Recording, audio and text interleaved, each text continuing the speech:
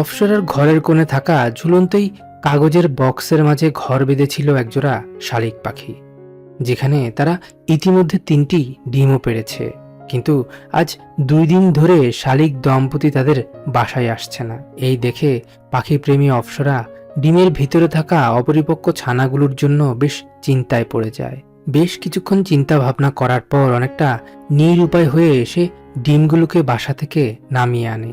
ডিমগুলো নামিয়ে আনার পর অফশোরা বেশ অবাক হয়ে যায়, কারণ শালিক দম্পতির একটি ডিম নষ্ট হয়ে গেলেও বাকি থাকা 2টো ডিম থেকে পরিপক্ক হয়ে ওঠা ছানা দুটো বেরিয়ে আসতে প্রাণপণ চেষ্টা করছে।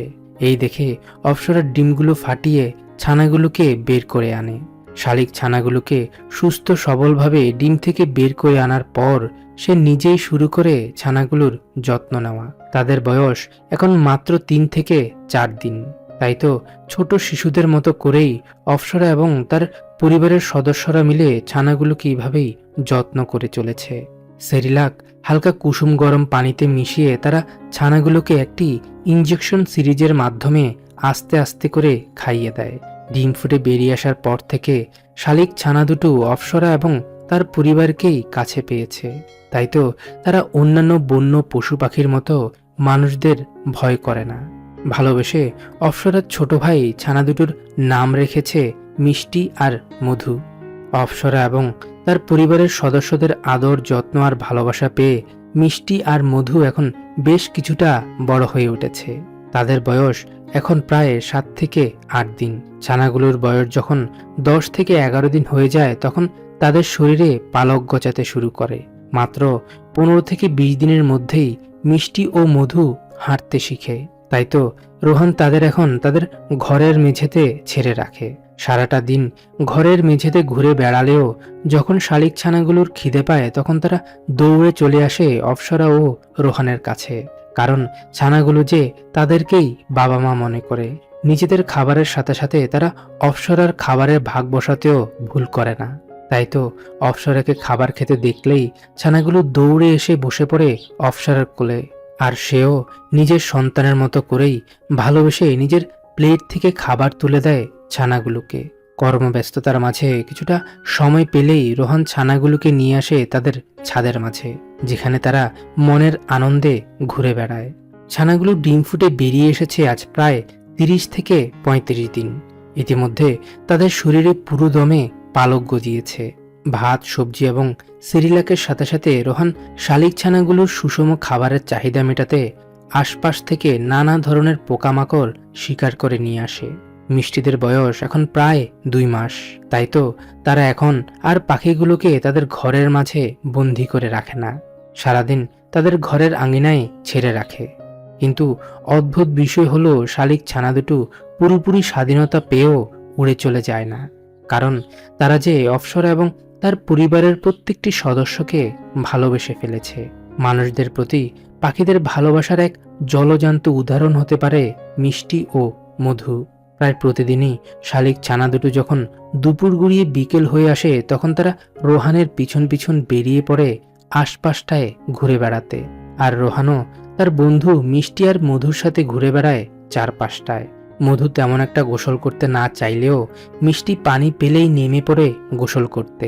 শুধুই কেবল তাদের সাথে ঘুরে বেড়ানো নয়, এখন ছানাগুলোকে প্রতিদিন 1 থেকে 1.5 ঘন্টা করে রোহান কথা শেখানোর চেষ্টা করছে। রোহানের অক্লান্ত পরিশ্রমের পর শালিক ছানা দুটো এখন ভালোই কথা বলতে শিখেছে। আল্লাহ সহ আরো নানা ধরনের শব্দ উচ্চারণ করে রোহান, অফশোরা এবং তাদের ছোট ভাইয়ের সাথে কথা বলে তারা।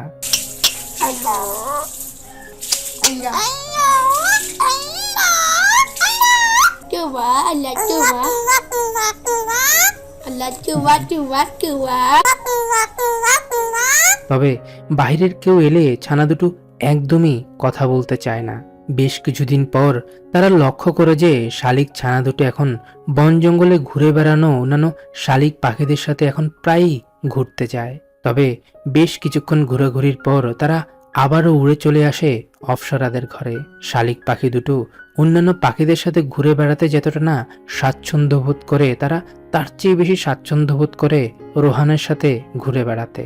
অপ্সরা এবং তার পরিবারের অন্যান্য সদস্যরা পাখিগুলোকে কাছে পেয়ে যতটা না খুশি, তার চেয়ে বেশি ভালো লাগে শালিক ছানা দুটো যখন রোহানদের সাথে ঘুরে বেড়ায়।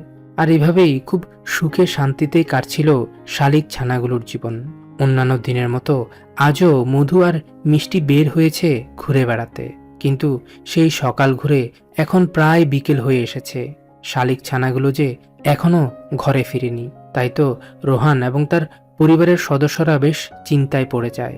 আশেপাশে বেশ কিছুক্ষণ খোঁজাখুঁজির পরও রোহানরা তাদের বন্ধু দুটোর কোনো খোঁজ খবরই পেল না। কিন্তু অপ্সরা যখন পাখিগুলোকে খুঁজতে খুঁজতে বেশ কিছুটা দূরে যায়, তখন তাদের এক প্রতিবেশী অপ্সরাকে জানায় যে তার শালিক পাখি দুটো কারেন্টের শক খেয়ে নিচে পড়ে আছে। যা শুনে সে দ্রুত ছুটে যায় পাখিগুলোর কাছে। কিন্তু কাছে আসার পর সে দেখতে পায় যে শালিক পাখি দুটো অচেতন হয়ে পড়ে আছে, তারা নড়াচড়া অবধি করছে না। এই দেখে সে দ্রুত আহত পাখিগুলোকে নিয়ে আসে ঘরের মাঝে। ঘরে এনেই অপ্সরা তার মাকে ডাকতে শুরু করে। এরপর সে যখন পাখি দুটোকে মাটির মাঝে রাখে, তখন সে দেখতে পায় যে মিষ্টি কিছুটা নড়ে চড়ে উঠেছে। পাখিগুলোর এই হাল দেখে অপ্সরার মা পাখিগুলোকে দুধ খাইয়ে দেওয়ার পরামর্শ দেয়। সেও এত কিছু চিন্তা ভাবনা না করে তাদের চামচ দিয়ে ধীরে ধীরে দুধ খাইয়ে দিতে শুরু করে। বেশ কয়েক চামচ দুধ খাইয়ে দেওয়ার পর পাখিগুলো যেন প্রাণ ফিরে পেয়েছে। কিন্তু কারেন্টের শক খেয়ে ছোট এই পাখিগুলো এখন অবধি স্থিরভাবে দাঁড়াতে পারছে না। এদিকে অপ্সরাও যে হার মানার পাত্রী নয়, সে লাগাতার আহত শালিক পাখিগুলোকে চামচ কেটে দুধ খাইয়ে দিচ্ছিল। প্রায় 30 থেকে 40 মিনিট পর কিছুটা সুস্থ হয়ে মিষ্টি উড়ে চলে গেলেও বেশি আঘাত পাওয়া মধু উড়ে চলে যেতে সক্ষম হচ্ছিল না। তাই তো অপ্সরা পাখিটিকে তার কোলে নিয়ে পাখিটির ঠান্ডা শরীরটিকে উষ্ণ করে তোলার চেষ্টা করছে। প্রায় 1 থেকে 1.5 ঘন্টা সে তার প্রাণপ্রিয় এই শালিক পাখিটির যত্ন নেওয়ার পর সে ধীরে ধীরে পুরোপুরি সুস্থ হয়ে ওঠে। যা দেখে অপ্সরা যেন তার প্রাণ ফিরে পায়, কারণ রোহান আর অপ্সরা যে সেই ছোট থেকে শালিক ছানা দুটোকে পেলে পুষে বড় করেছে।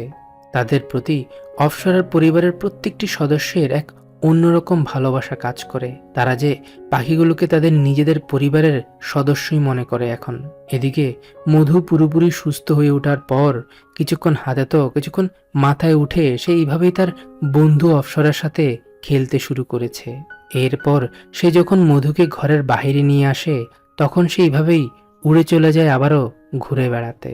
আর এভাবেই বন্ধু পাখি দুটোর সাথে অপ্সরার পরিবার এখন খুব ভালোভাবেই বসবাস করছে।